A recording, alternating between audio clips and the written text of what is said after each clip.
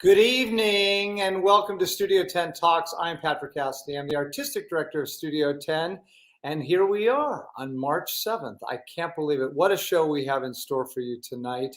It has been quite a week. We have just finished casting Camelot, which I'm going to talk about later in the show.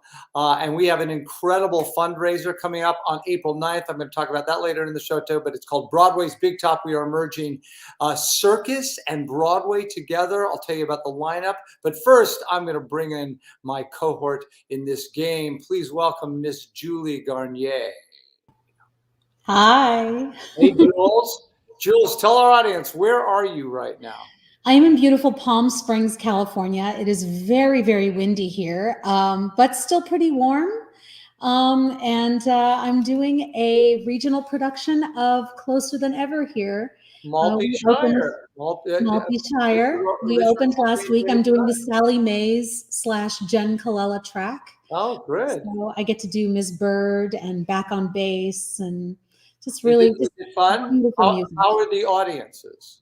They're great, very receptive. They love this material. Most of them have heard of Starting Here, Starting Now. Right. Really haven't heard about Closer Than Ever. So they're enjoying learning new Multi-Shire material. They're having a great time. We're all having a great time. It's a lot of fun. What do you think of our guest tonight? I'm so excited. I know. So Harvey and I did Hair together on Broadway for the Actors Fund. Oh, wow. And of everyone in the show, because we had a lot of incredible people, including Jennifer Hudson, and it was an incredible cast. Seth Rudetsky, he puts together the most amazing group of people. But Harvey's casting was my favorite because he sang the song Air. Oh, wow. And so I listen to it every once in a while just because it just makes me smile. To hear his incredible voice singing a song about air is just genius casting. I think it's brilliant. Well, we're gonna talk to him in 1 second. Any question that you'd like me to ask, Mr. Fierstein? I'm all about like the celebrity juicy, so I'm just wondering what Harvey's favorite celebrity juicy story that he might have written about is in the book. That's probably my. We'll find out. We'll see you in a little while. Thanks, Jules. Great to see you. Have fun. Thank you. I know I will. Our guest, Harvey. This man has either starred in or written or both these Broadway shows: Torch Song Trilogy, La Cage aux Folles, Safe Sex, Legs Diamond, Hairspray, Fiddler on the Roof, A Catered Affair, Newsies the Musical, Kinky Boots, Casa Valentina, and coming up in, I think it's April of 2022, he's got Funny Girl. He has received Tony Awards for Best Play for Torch Song Trilogy, for Best Actor for Torch Song Trilogy, for Best Book of a Musical for La Cage aux Folles, for Best Actor in a Musical for Hairspray. He has 8 Tony nominations, and he has 6 Tony Awards. 6. We'll talk about that, how that happened. But tonight, we are going to focus in on this. Take a look at this picture. His book, I Was Better Last Night, and I often tell that to my wife. Please welcome the incredible, Mr. Harvey Fierstein. Don't act like you don't know me. How are you? I'm good, my little cookie. I'm good. Oh, I know you since you were young and unknown. Well, actually, you're never unknown. And very unknown. Do you know? Ellie Greenwich, didn't we? Yes, but this is what I was going to ask. This is one of my first questions I had. Do you remember or know how we met? Because I remember it like it was yesterday. You've told me that I yelled at you in a restaurant across a restaurant. Look how red you're turning. You're even turning red now. It is. I walked in to Charlie's. Remember Charlie's? Before it became Sam's, before it went out of business. I loved Charlie's. Loved it. Walked into Charlie's. I was doing Leader of the Pack. And I hear from across the hustle and bustle and waiters, and I hear, "Hello, gorgeous." And I froze. And I went, and it cut right through the room. And I went, and I heard, "Come here." And Hell yeah. I walked over, and there you were. And I think I was standing in leather pants. That would have done it for me. So tell me, who was I? Would you remember who I was with? It wasn't Ellie, even though we spoke about Ellie. Yeah. But I was just enthralled because I knew who you were, and the fact that you even like gave me a moment with that. You were working with two of my favorite people, with Darlene Love, and with Ellie. Yeah. And, you know, and Ellie's gone. Darlene's still around though. Darlene actually just performed. I live in a small fictional town in Connecticut, and Darlene actually just performed here at Christmas time. So she's amazing. Yeah, and she was amazing. Did you ever see that show? Did you ever get to see it? Of course I did. I like 10 times because I had to sit with Ellie and hold Dinah's hand to get her up on stage. That was another whole story. Yeah. You were just spinning records on that set of stupid spinning records. I have so much to ask you, so much to talk, but I want to read for everybody. By the way, congratulations on the book. Thanks. It is absolutely, I have it right here. I cannot put it down. By the way, does this look like you and Robin in matchmaker, make me? I'm missing a third head, but I know where you can get one. I want to read just a quote from what the New York Times said about this. In his new memoir, I Was Better Last Night, Fierstein took up quilting, hoping eventually to contribute to the famous AIDS Memorial Project, but also recognizing the hobby's general practicality. Quilts have two sides, doubling the chance you'll find something you can live with.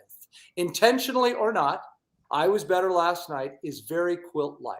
Fierstein shares his life less in conventional chapters than in colorful patches, 59 of them stitched together with photos and a plush index. The sum of this is warm and enveloping and indeed two-sided. One is a raw, cowwebby tale of anger, hurt, indignation, and pain. Flip it over, and you get billowing ribbons of humor, gossip, and fabulous hot pink success.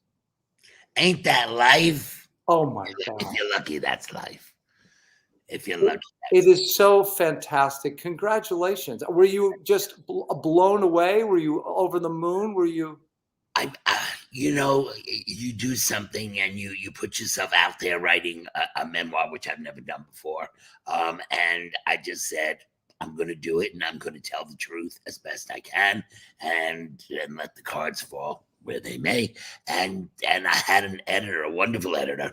His name is Peter Gethers. He, in fact, I chose him because he did the 2 Sondheim books on lyrics. You know, the Finishing the Hat. Sure. Oh yeah. Edited those. I said, if he was good enough for Steve, he's good enough for me. And he was just wonderful. He left me alone almost totally. He just, the way I wanted to structure the book, he had one note about structure, which I ended up not taking, and it turned out to be right. But other than that, he was absolutely gentle with me and absolutely encouraging. But, you know, he's the editor of the book. I didn't show it to a lot of friends. I showed it to maybe 10 people, and the whole time I was working on it, my brother, a couple of other people, just to make sure I got things right.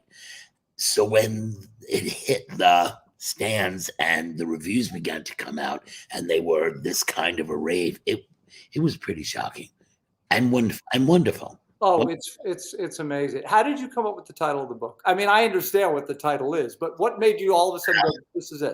Actually, this isn't in the book, but the title, I Was Better Last Night, was actually what I was going to put on my tombstone. Oh. Well, doesn't that fit? I mean, no matter what day you walk past that tombstone and said, I was better last night. Yeah, he probably was. Oh, God. But, you know, when I decided to write the book, I thought, yeah, I'll use it for that. I'll come up with something else. But actually, I won't be worried. The title of my book, Harvey, is going to be, oh, you were in this show too? You know, when somebody Cookie. Nobody forgets Patrick. Patty. Don't be that way. Oh no. I have to tell you, I was reading the book, and I kept finding names like Ken Page, love him, and George Clooney, and Miguel Ferrer, who was my brother Sean's best friend, and Lindy Robbins, on and on. All these people that I grew up with, right? And I hung out with them, and I kept anticipating that my name would sort of pop up somewhere. And then I realized I didn't really spend enough time with Harvey. Right? Well, so your wife would not like the story. No, David lived in my little town for a year. Oh yeah, sure, yeah. He lived. Did you know Julie Janney? No. The singer. She was with the Steinettes. Oh. A singing group called the Steinettes. In the movie Popeye, they were Olive Oil's best friends. He's large and he's large. Oh sure, I remember. That was the Steinettes. So he lived on the same street as.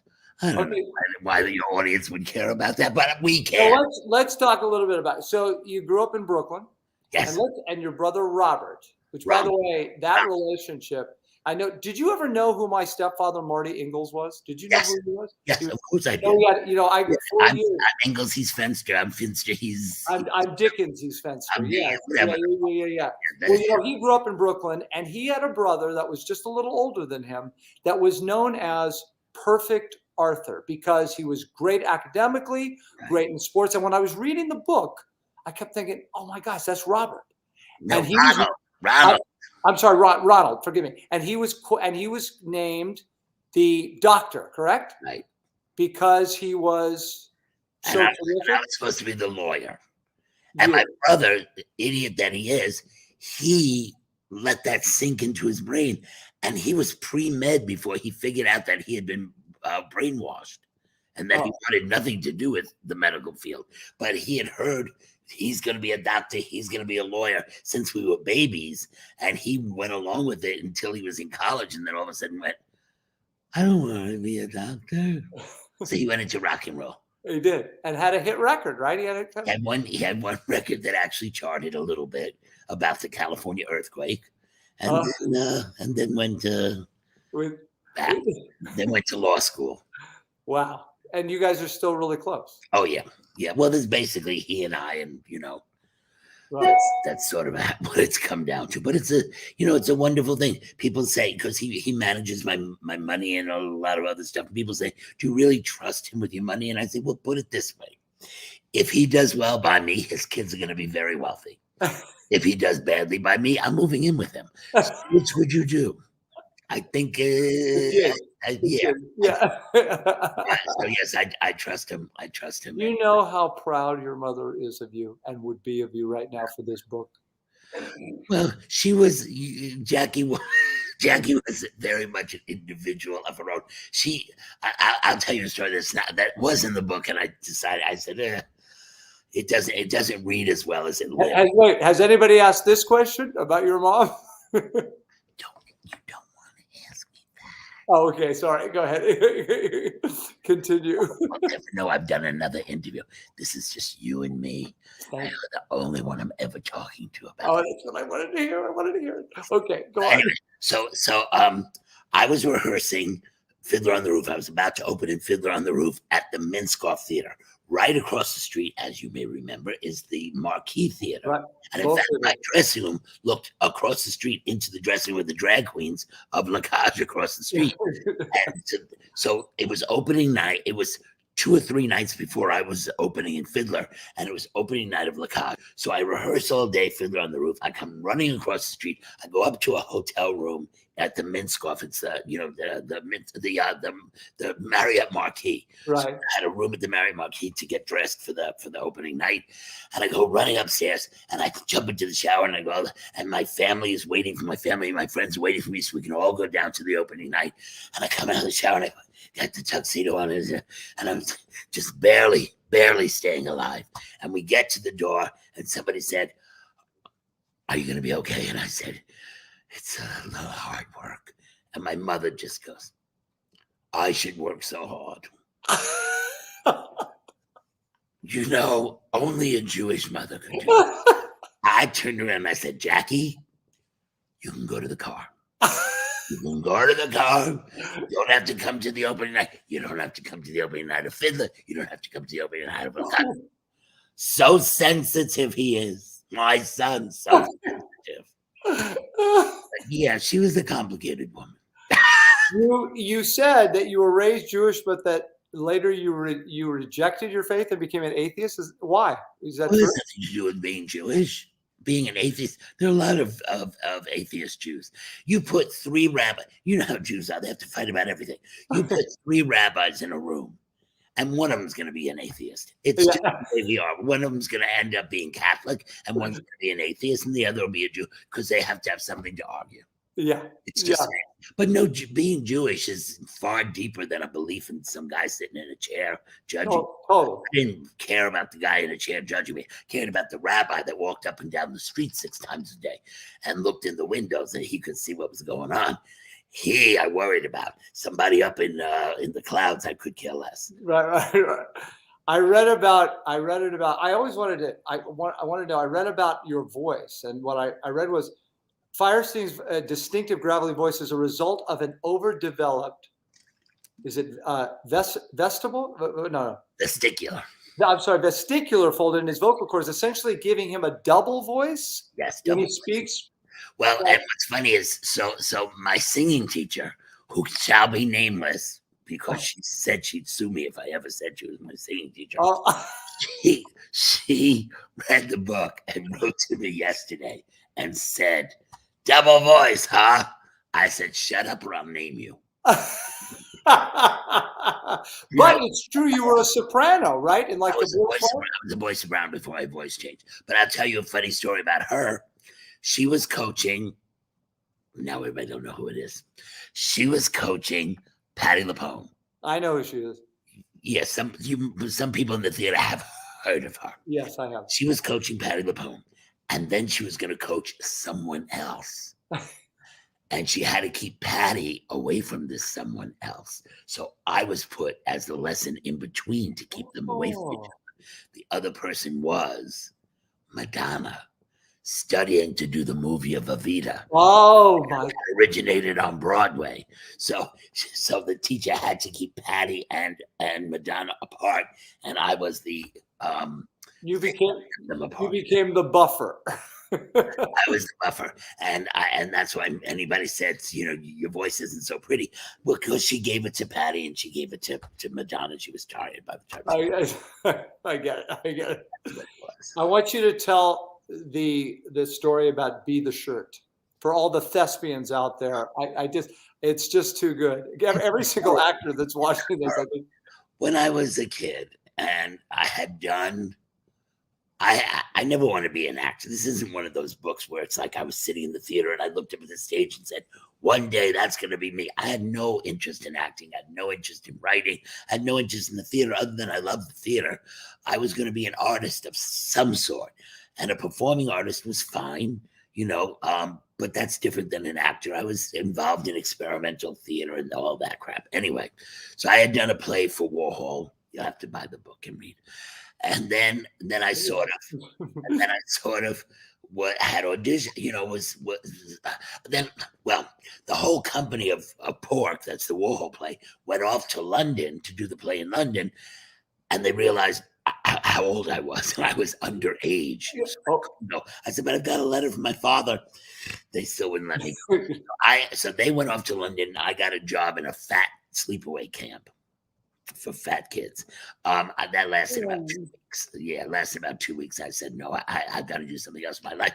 So I went back to the city and I started auditioning and stuff because I figured maybe that's a path for me. I don't know.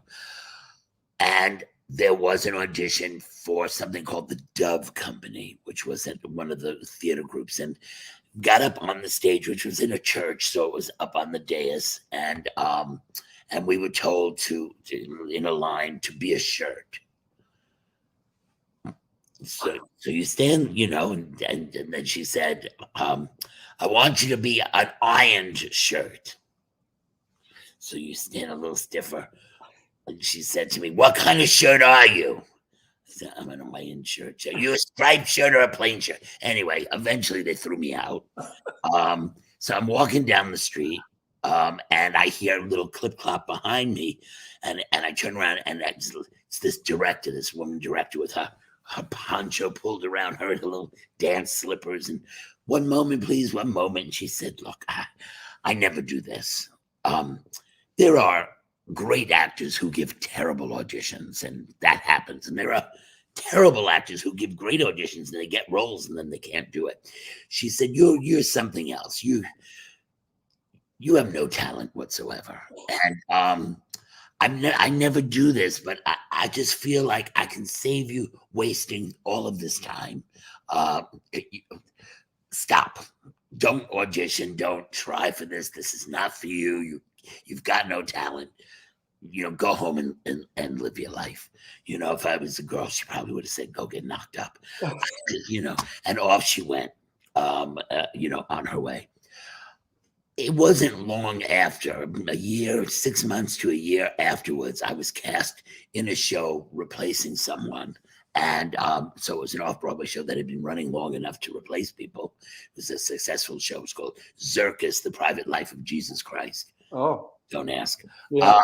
And as it turned out, I was replacing her. I replaced her in the show. Oh my God. So, I kept my mouth shut. I said, there's no reason to bring this up. But a few years later, we were both at the Obie Awards. We're sitting in the Village Gate at the Obie. And I said to her, I said, do you remember an audition? You asked them to be a shirt or whatever, but she had no memory at all of that. And that wow. But I'll never forget it. Wow. Oh my gosh. You now you weren't in drag in that show, no? In which show? In the show that you replaced her. Jesus Christ. Yeah, I played. It was called Our Lady of 42nd Street. I played the third coming of Christ, who was a bag lady on 42nd Street. This was Avant-Garde Theater. You have to remember, please. You have to remember. It's Avant-Garde Theater. I was the third coming of Christ as a bag lady on 42nd Street, whose genitals were in a pickle jar. I held up and showed the audience. Oh. But I've got it right. What are these? I held it up and showed the audience my genitals. It was a show about the apocalypse and all that kind of stuff that theater was about back then. It was just after the Vietnam War was still ending, and I want to tell you that when you were doing Torch Song, I was doing Pirates of Penzance. My first show. I was 19. And you talk about the other marquees. You replaced Rex in that show. Yes, and you talked about all the marquees. Talk about a big penis. Oh my gosh, that was penis. We don't have enough time in the show. That Rex Smith's penis. That was his dresser. His dresser directed the 3 plays of Torch Song. I don't know if you knew that. He didn't direct Torch Song Trilogy. Eric Conklin. Rex's because Bob Graham right. You're right. But Eric was a director on that show, and he refused to give up that job to work on Torch Song. He said, I'm not working for free. I've got this great job at Pirates of Penzance, and I'm not giving it up. And so he didn't direct Torch Song, which of course ended up on Broadway and all that. Yep. But I always said it was because he wasn't going to give up that penis. But you're right. It was Bob that was that dresser. Bob, there was Eric, and there was the ballerina from the Trocadero de Monte Carlo, Ekaterina Sobechinskaya, and whose real name, I don't remember Larry Ray. Oh, yeah. Larry Ray. He was another dresser on that show. I love dressers. They did a play about it, Harvey. They really? The Dresser. You're there. Yeah, no, it's a little different. Anyway, when you came in. It was you and Maureen, right?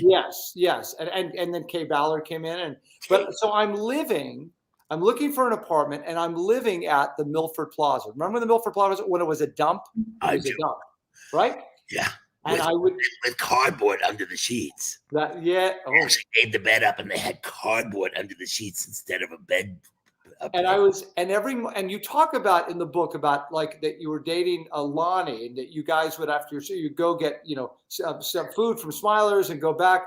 Brooklyn Heights with John and Lawrence's Brownstone, and then you guys would play games, right? And ended with Uno, correct? Like into 3 o'clock. Okay, so while you were doing that, and I was leaving the Milford Plaza and going across the street once again to Charlie's, and I was playing Uno with the waiters and Craig. Remember Craig, the blonde bombshell? He's a usher right now, or a bartender at one of the theaters. He's still around. Oh, yes. Right, Dawson, he's still around. He read. So, and I was there till 3 o'clock in the morning playing Uno as well. So you didn't go, well, that must have been, well, I don't know, was Ted Hooks backstage already gone by then? Why didn't you go to Ted Hooks? Ted Hooks was, Charlie's was a good place for hamburgers. Certainly the food was better than at Ted Hooks. Yeah. But Ted Hooks was the place where all the stars were and all the glamour and all that shit. Which is why I was at Charlie's. You would have been worshipped there. I need, so, okay. By the way, I was so fascinated. How do you write? Meaning, like, what is your schedule when you write? When you wrote the book, or when you worked on Lacage, or even now, Oscar Hammerstein used to talk about his writing schedule. Stephen Sondheim used to talk about his. What's your writing schedule? I don't have one. And every project is different. Because your life or my life is different. The book, because it was during COVID. Mm-hmm. I basically would get up in the morning, do whatever I had to do around the house, and then I'd come and sit down here in front of this computer, and I would write until I didn't want to write anymore. But there was definitely no schedule for it, and I never write at night because I stay up all night then. Right. I need hours to wind down, for the brain to wind down. Yeah. So I always stop before dinner. Whatever I'm doing. But La Cage aux Folles I wrote on the subway. I had like a 20-minute subway ride between my stop in Brooklyn and 44th Street, whatever I got off. I didn't get off at 42nd. I got off the next stop. But anyway, whatever that stop was, that was my writing time. And because if you do it constantly, you don't need to do it huge amount of times. 20 minutes was enough 6 days a week. Wow. 20 minutes, 6 days a week of totally concentrated writing will get the job done. How long did it take you to write the book? Probably around 8 months. Wow. Just at like 20 minutes a day? No, not at all. No, I worked a couple of hours every day. Yeah. Because I always wrote, I pretty much always wrote a whole paragraph, a whole chapter. Did you? Let's talk about for a minute, because you brought it up about Lacage. Lacage. What is that show? Is just. I saw that show 5 times. There it is. Yeah, it's a lovely show. I wish I had seen you. Gosh, I wish I had seen you do that show. Well, do you know Christopher Sieber? Do you know him at all? Yeah, sure. I think I know who he is. He's in company now. But, yeah. And I did it because I did it first. I did it with Jeffrey Tambor. He's been canceled at the moment, which I am sad about, because I don't like to see that happen to anybody. But Jeffrey was problematic. Well, because he'd come to rehearsal every day and he'd do his thing, and I'd sort of let him do his thing, and I just worked on my thing. And then we got on stage in front of an audience, and he was totally unprepared. Whatever he had done in the rehearsal room did not translate to the stage. Oh. Then he started going blank, which I certainly understand. I call it the white room, where you walk into, you're all of a sudden standing on stage and there's nothing around you that makes any sense at all. And you go, that's what he did. It was horrifying. Oh. So he stayed about a week and a half, and then he left. Well, I have a little surprise for you. And it comes from a quote in your book. So you tell me if this little surprise makes any sense. No one can resist the powers of a ... And as you said in your book, Harvey, he is an angel. Please say hello to Chris Sieber. No. Hi. paid me to say those nice things about you, Chris. I'm so happy. I texted Harvey the other day because I got it in. I got my book from Amazon because I ordered it as soon as you let me know it was out, and it arrived, and I immediately went right to my chapter 49. By the way, Of course. exactly. And, hi, And sweet. hi, darling. Hi. Hello. What did you do to Patty? It was so weird. You wanted her role. Oh, well, that was so weird too, because she was fine. She, how she shows up to the theater so early, and we have this really rigorous COVID testing, and she came in and hi, doll, hi, everything, and she tested positive, and they were like, you got to go, and she's like, God. So she left, and then our dear friend Jennifer Simard went on for her as Joanne, and right. Jennifer has her own way of doing it, and it's unbelievable. She was so good, but we're having a wonderful time out there. But Patrick, you have to ask Christopher about what went on after we finished doing the show together. They sent Christopher, the brave Christopher, out on the road. Well, wait. Let me first set up. Let me first set up to our audience. So, Chris, and Harvey both did Lakash together. Yes. And I did. Oh, look at us! There they are. We're adorable. Yeah, it's adorable. And I. By the way, the two of you, it must have been just magic. I mean, and by the way, you talk about Harvey in the original that you wanted them to the two at the end to kiss. Did you guys get to kiss? No. He would not put out. I would not put out. No, it was actually Patrick, it was one of my favorite moments of the show because Harvey always had a Jolly Rancher in his mouth. And we didn't guess what flavor. And it was like, guess what flavor Harvey is today. And I was like, oh, pineapple. Ooh, sour apple. Okay, so so what did you do after the show? Well, go on, Christopher. Tell him what you did. Well, which one? Which part, Harvey? Okay, wait a minute. I have to. First of all, on the road. The what? The road. Tell him about the road. Oh, the road. You went out with on the road. Okay, but I have to come back and tell everybody how I got the show. And because it's in the book, but I have a very specific story because I was also there. Tell about the So Harvey and I. Rabbits, George. Tell him about the rabbits. Okay. Yes. So. Oh God! So we had this wonderful, my dear friend and hero Harvey Fierstein and I had this wonderful chemistry on stage, and the reviews were spectacular for us. They were great, and like reviews that you've never seen before. I've never seen before anyway, and then Barry Weissler, our producer, said, hey, you guys are doing really well.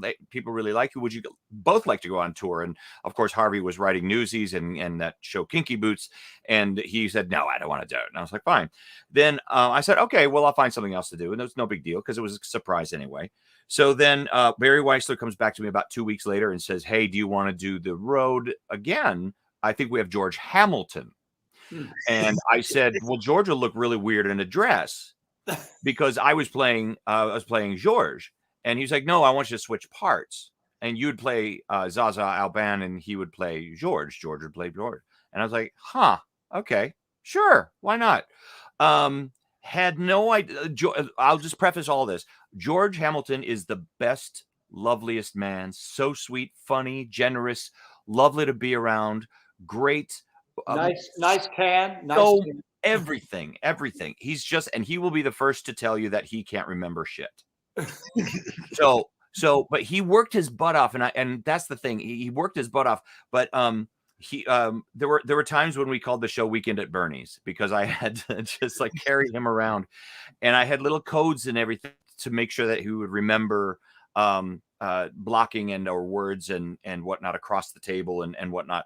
And it was, I would say I was doing the job of two people, really, because I had already done George with Harvey, and then I knew every line of the entire show. So I would give him little clues, and I passed out in Dallas. I at the end of Act 1 in Dallas, right at I Am What I Am. I am going down this dark tunnel, and I passed out. And I wasn't out. I never missed a show. And Dale Hensley, Dale was my understudy and also yours, Harvey. And he had to go on an Act 2, but he didn't know any of the codes, the secret language that I had with George on stage. So George was completely lost. He was just completely didn't know where he was going. But the tour was, and I think I'm the only person ever to do both parts in the same production. Well, Yeah. I gotta tell you, that role has a certain curse of having somebody in there that doesn't remember the lines. Of course, there was Jeff Tambor before, but in the original production, where it was George Hearn and Gene Barry, Right, Gene Barry, we're on Broadway, just in early previews on Broadway, but he's been doing the show. We've been doing it a couple of months. Anyway, so they're in the scene, the sitting out on the promenade scene, and they're singing a song on the sand. And Gene Barry sings, "You recall that windy little beach we walked along that afternoon, Paul? The afternoon met a fellow with a concertina sang. What was that song? It's strange what we call. Ah, don't we forget? I heard."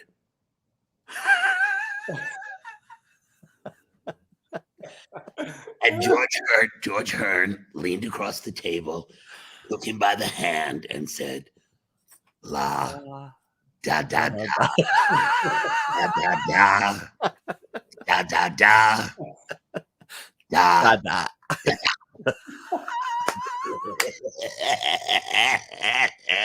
Well, we had. I just have to say one thing. I have two things that I wanted to say. One was Harvey always tried to make me laugh on stage. Always. He played little gags with me. He on the mascara table. He would always have little pictures of naked men on there. You know, because I would look around. I was like, oh, well, that's new. But also he in masculine, he would like think of this as masculine toast and mess.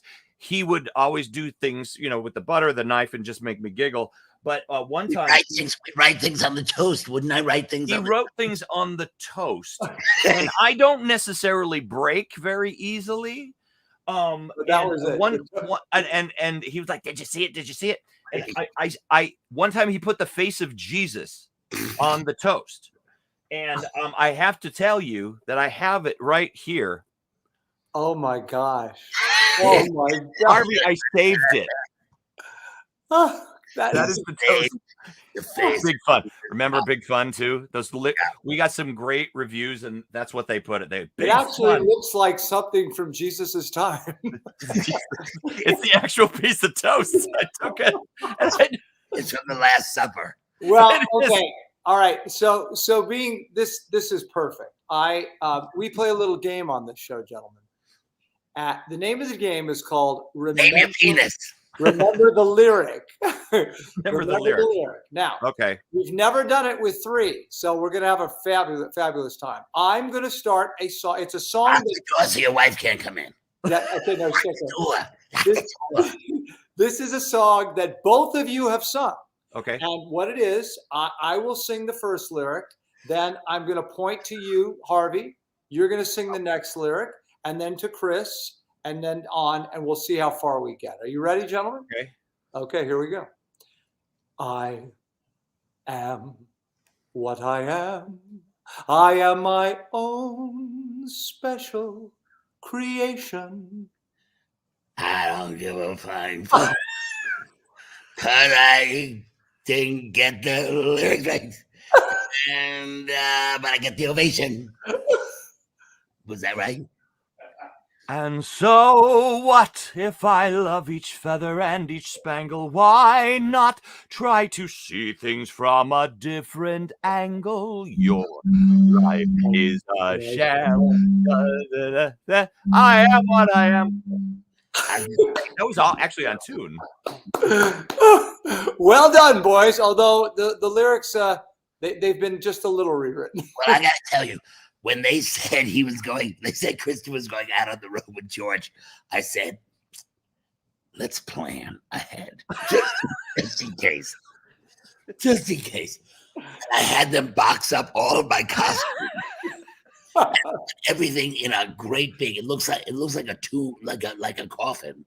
And I said, ship it to my house. And should something happen to George, this way you only have to Yeah, I had costumes already. A Volkswagen bus to pick us up. The costumes and me just pick us up in one Volkswagen bus. I'll get dressed on the bus on the way there, and it'll be fine. And you know what? George made it through the entire. He did. A year and 3 months. I bought him a Purple Heart medal as well. You did. And I framed it because I frame everything. But I did the playbill one, you know, with his name and the thing right next to each other with the Purple Heart in the middle.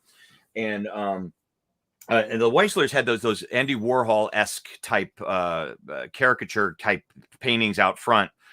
And so they gave one to George and they gave one to me on the road. And so I gave him this beautifully framed, thought out gift of the playbill and the Purple Heart framed and everything like that. And he gave me his Andy Warhol of him. Oh. So now I got the set. I had a matching set. Hey, I once bought for Shaman and Whitman. You know, Mark Shaman and that was Scott. I was at an auction upstate New York, and I swear, up came 3 portraits, and I said, "These are very strange." In 1940s dresses of these blonde women. It was the Gabor sisters. Their mother had paid and had the 3 of them painted these portraits of Zsa, Ava, and Magda Gabor, and I bought it for them because I said, "Who else on this planet would want the Gabor sisters?" But they got divorced and they ended up back at the auction again. Guys, Chris, you are so great to jump on. And Chris, we're going to see you next month on Studio Time. I think so. Yeah. In April. Yeah. Fantastic. You are a gem. Thank you. Just don't let him near you because he does give Patty COVID. Well, I've been spreading the room. Okay. Is she back? Chris, is she She'll be back Tuesday. She'll be back tomorrow. Yeah. Right. Give her a big hug. I will. Say not a hug. Not a hug. Wave. I'll wave for Chris through. Hi, Patty. Hope you're feeling better. Stay with it. Good. Great to see you, Chris. Thank you. Bye, Harvey. I love you. Bye, Patrick. Take care. Bye, pal. Get the book. Buy the book. See, you set that up so beautifully. It was as if we had it rehearsed when you talked about. Do you know Chris Sieber? He's gonna kill you, though. I wouldn't say this in front of him, but he only likes to be called Christopher. Oh, he does. Okay. Yeah, but you'll remember that for October. I have to remember that for next month. Yeah. I want to talk about something. What? His penis is Chris. You keep talking about penises on this show. Well, you keep bringing them on to the show. I didn't say anything. You're bringing them on. All right. I want to talk about something that both you and I lived through. I lived in New York from 1981 to 1986 straight. Right. No pun intended. Literally, I was there.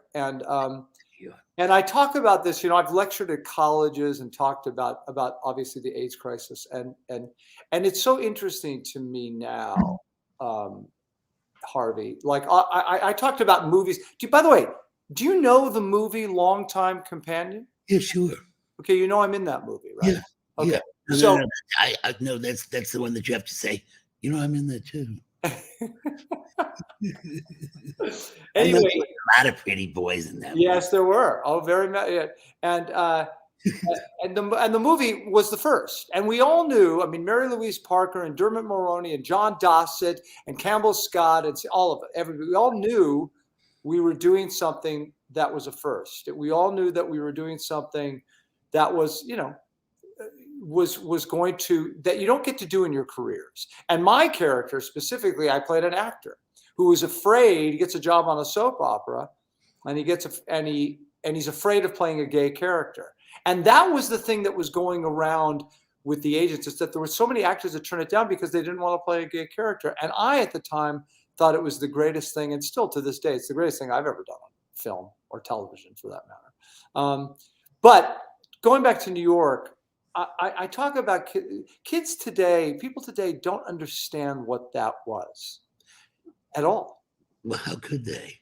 I mean, you look at this COVID mess, and anybody who lived through AIDS looks at these people who don't want to take a shot so that they don't kill somebody else, and we look at them like, what kind of an asshole are you? How stupid do you have to be to say it's my freedom? It's my freedom.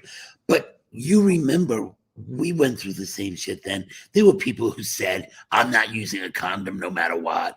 Right. When they tried to close down the bathhouses, they screamed, we fought for our sexual revolution. This is just a disease. The disease will go away. We shouldn't close down the bathhouse. You go through, there's always idiots, and there's always denial, and there's always, because that's all based, A, in fear, and B, in change. Nobody likes to change, and nobody likes to be scared. Yeah. And so you have all this denial. So it's the same thing. When AIDS hit in New York, there were people that wouldn't go to the theater because they didn't want to be near gay people. They wouldn't go to a restaurant because the waiters were gay. Gay people lost their jobs left and right. When gay people got sick, families turned their backs on them. Hospitals refused to take them in. I mean, we went through everything. We had no friends at all. There's a line in the book, which is, to me, the most emotional line, though it's not emotional to anybody else. To me, it's the most emotional line. There's a line in the book, I can't quote it right, but I say something like, and our straight friends looked at us and said, we feel bad, and they turned and walked away and let us die. And that's what it felt like. It felt like the heterosexual community just had no answers for us, so they let us die. That's certainly what our president did. Just like Donald Trump tried to do with COVID. They can scream and yell about Joe Biden all they want. He didn't turn his back and just walk away from COVID. He did the job, hard as it was, because there's no real answer. You try and do the best you can. Not Donald Trump. Donald Trump just got himself the shots, got his family the shots, and said, fuck you to the rest of America. And said, it's no problem at all, because he didn't want it to affect his popularity. And that's what Reagan did. Reagan's friends, Nancy Reagan's friends, are dying left and right, and the man doesn't even say the word. He doesn't speak about it. No, I remember saying. I was on a TV show with his speechwriter just a couple of, maybe 2 years ago. I was on Ari Melber's show on MSNBC, and they said who the other guest was. And I said, you can't do this to me. You can't. I have to be nice to this person because it's your show and all that. And I was sat next to this person who never said the word AIDS, never wrote the word AIDS for 4 years. And it's a shameful part of our history. I hear you. I mean, you said there was a quote in the book. I thought the politicians I spoke with seemed incapable of separating the virus from the people it was attacking.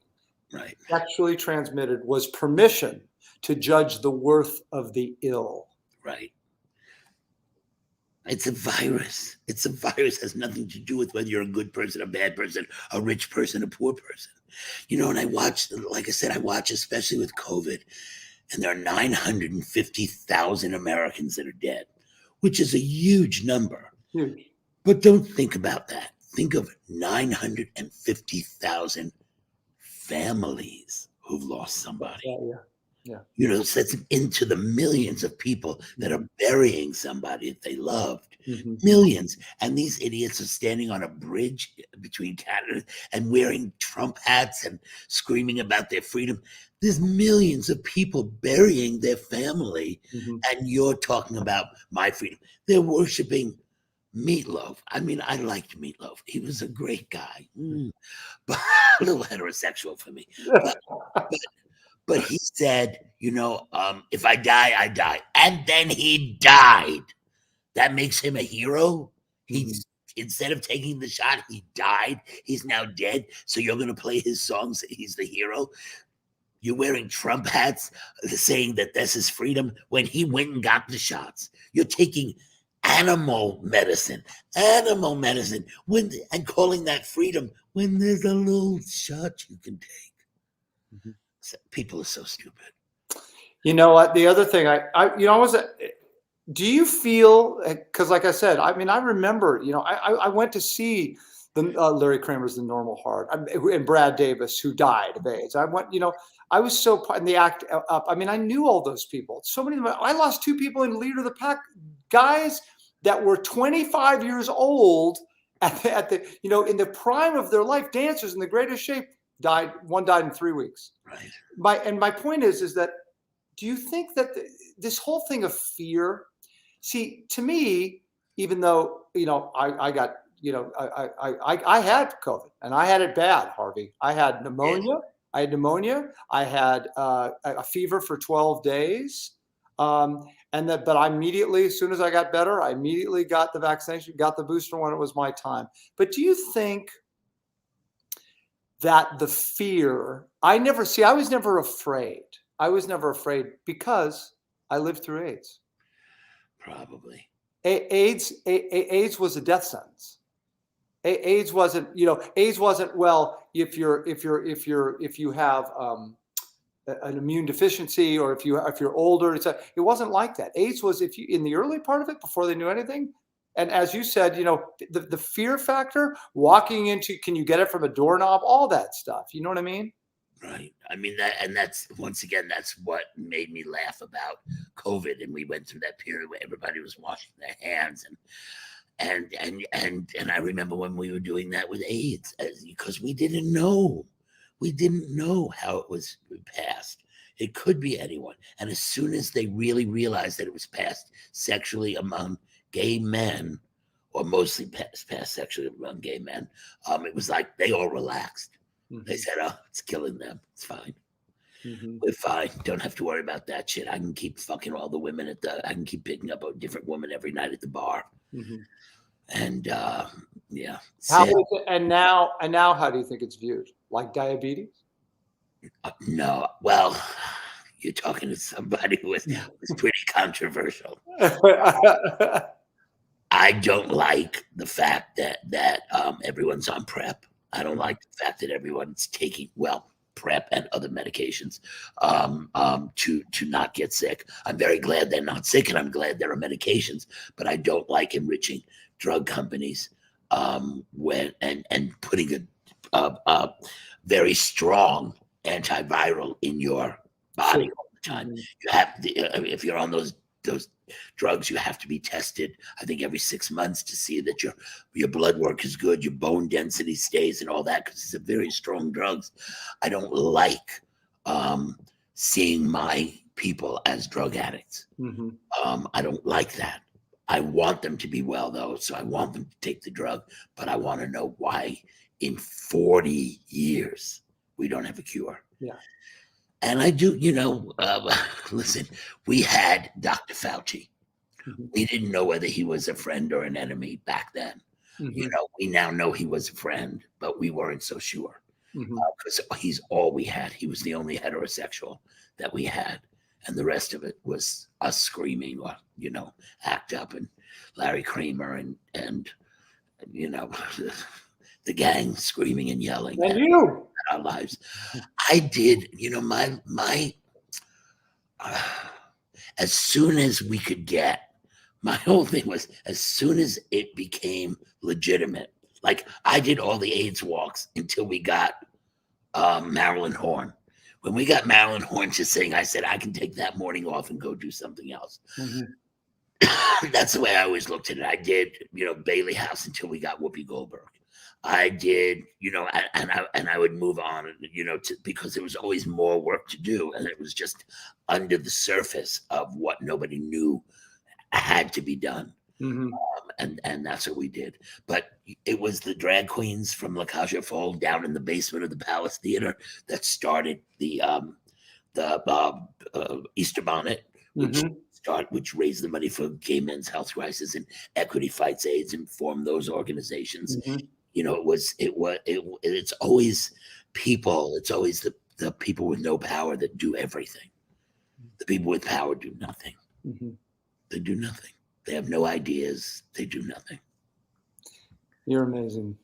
I want to talk about, strange segue, but I want to talk about your movies for a moment. Come on. Movies.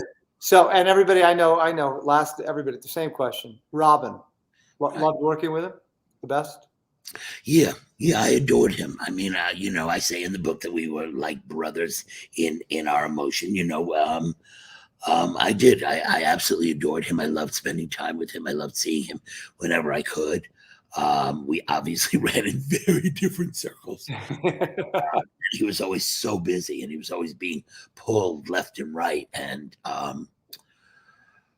you know, and it was, and life was harder for him than most people knew. I always had a feeling it was, but I wasn't sure.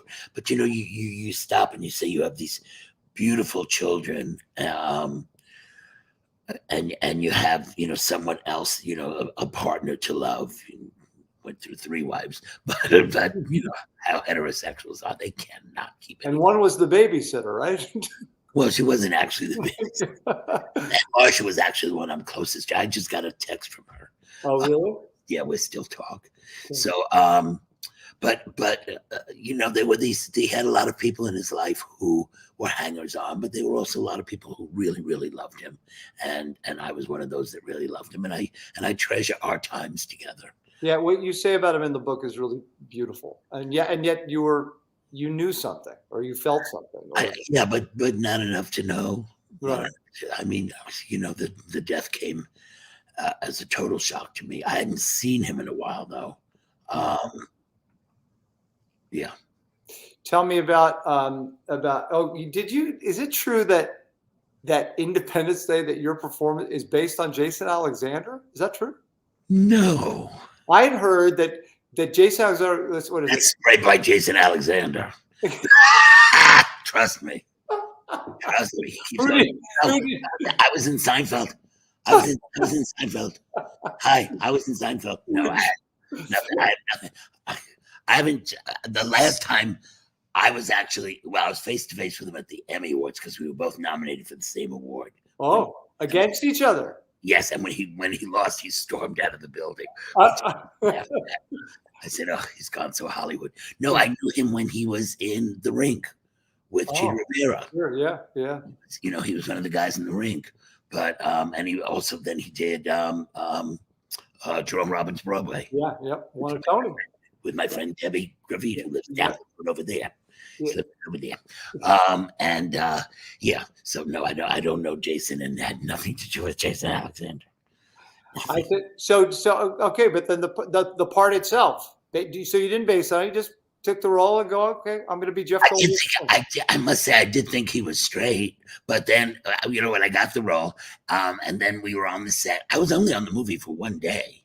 Right. You know, it was really 1 day. I mean, we went. They had 3 buildings going. One building was nothing but blowing stuff up in.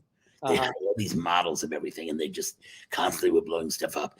And one building, they had the the airplane thing that moved. No one ever flew in that movie. There's not anybody that ever left the ground. All the aerial shots and all that, all make believe. Nobody ever flew a plane. Nobody ever shot a single frame of anybody really flying. So they had a gimbal. That's what it's called, right? That they sat in and they moved that around. So that was in one building. And then the third building was my cable company. So I shot mostly in that cable company. Those scenes of under the desk and all that stuff. And then at the end of the day, when it started getting darker, we went out to the alley where they had about 6 cars lined up. And they showed me the footage of blowing up the Empire State Building, and this car was going to come at my face. And they said, so we want you to react to, you're about to get smashed by a car. You're on the phone. There's the clip. There it is. If you were to describe that in one word, what would you say? What do you think? Well, I really thought about it, and they showed me, they did a test screening with somebody else, and he went like, and I went, it happens too fast, and it's too unreal to actually go. Real life, you go, what? Have you ever stepped on a cockroach? He doesn't go, he goes, and you're gone. So yeah, I was the cockroach. And actually, if you look at my mouth, I do not say the words that are in the movie, neither there nor earlier in the film. I had to go back and dub out my curse words because they were over the allotment for curse. I see. I want to show a couple of your Tony speeches. Okay, so watch. Oh, come on, no. That's just one. Just No, one. This is your first speech. I've never watched these. I don't want to watch I these. know. Well, then you can hide, but our audience wants to see. So just Well, show them after I've gone to bed. okay. Oh, Oh okay. yeah, no, show them Oh. later. I've never, somebody started playing the other day, was playing a Tony speech, and I said, you do realize that I've never seen this, nor do I ever want. I don't go, that's the point of writing the book. I never really go backwards. I never. Right. There's that saying in 12 Step: look back but don't stare, and that's always been my philosophy. And I did write the book, and I did whatever, but there's certain stuff that's kind of let it be in the memory and not. You can't get rid of anything anymore. Everything's online. So show them after I go home. Big Brother's watching always. Tell me that about. Well, it's 9 o'clock. We have to go. What? Okay, yeah. Quickly. Isn't the show over? 12. Yes, it is. 12. I got my dog sitting downstairs going, "Yo, faggot, I gotta pee." 12 step. How long you been sober? It's 26 years. 26 years. That's the biggest applause ever. Well, I didn't have any choice.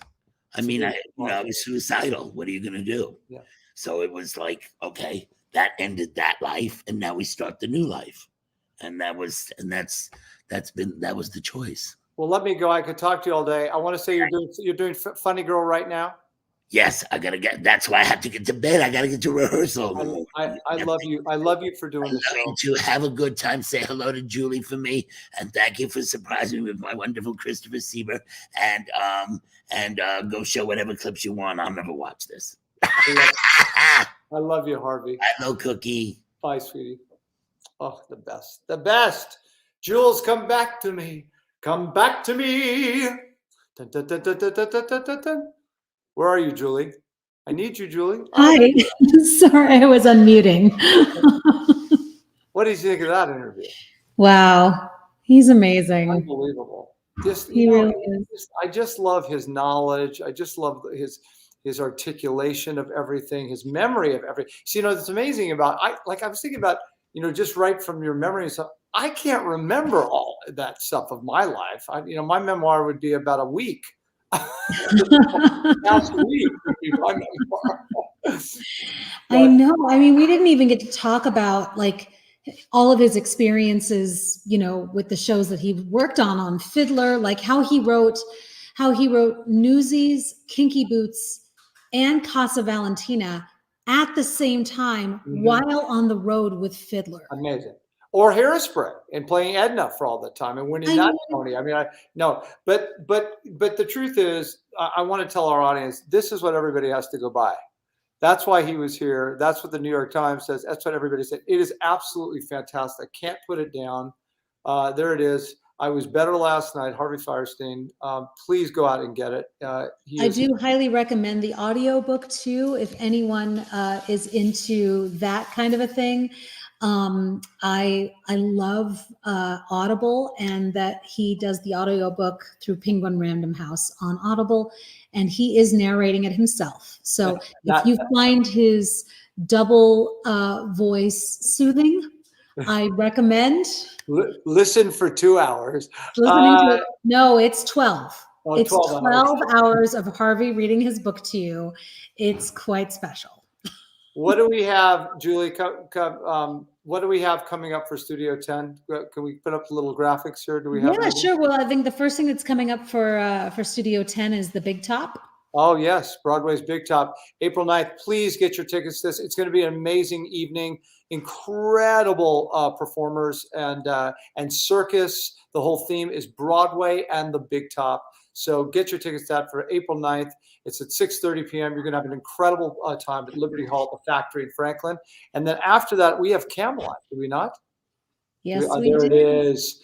Camelot, Lerner and Lowe's Camelot. We have Phil McKinley, director of Boy from Oz on Broadway, is coming in from Los Angeles to direct it May 5th through the 15th. We have an incredible cast. I'm so looking forward to all of it. And then, of course, in April, we have Christopher Sieber as our special guest. Yes, we did. There he is. April 4th. at I 7 can't. p.m. But Central. he was on for 5 minutes, and you want to talk to him for 3 hours. He's the amazing. best. Just the Um, best. Great, Julie. What a great show! You're amazing as always, Julie Garnier, our producer extraordinaire. Thank you for being you. Enjoy Closer Than Ever. I know you got more performances there. And We do. We're actually, our piano conductor is David Andrews Rogers, who was the music director of the tour that Harvey did of Fiddler. So they used to hang out together a lot. They'd go, it's in the book. Read the book. David's in the book. And Harvey talks about the little pact that a few of them on that tour made. So just another little tidbit. I wish I had made Harvey's book. Why couldn't I have hung out with him more during the 80s? He gave you an opening. He said, "Hello, gorgeous," and then you had your goodbye to you, gorgeous. Thank you for another wonderful show as always. And I will see you next month. Absolutely. Yep. I'll see you next month. Have a wonderful time with the Big Top and with Camelot. And Thanks, yeah. Be safe. Speak Thank soon. you too. Bye, everyone. Bye, guys.